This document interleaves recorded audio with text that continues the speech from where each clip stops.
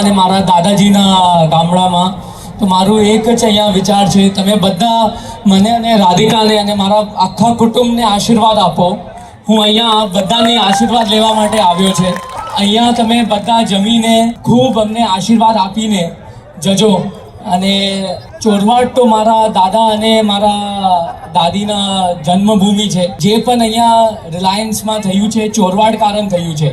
દાદાજી ચોરવાડના છે અને મારું અહીંયા મારું એક વિચાર આવ્યું કે એક ધીરુભાઈ ચોરવાડથી ઊભો થયો તો અહીંયા આ ગામથી 10 ધીરુભાઈ ઊભા થવું જોઈએ, આવો મારો વિચાર છે.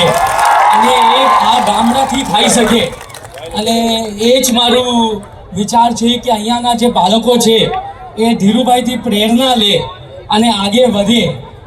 આગલા 10 વર્ષમાં અહીંયા 10 ધીરુભાઈ ઊભા થવું જોઈએ અને આ ગામડામાં આ શક્તિ છે, આ મને લાગે છે.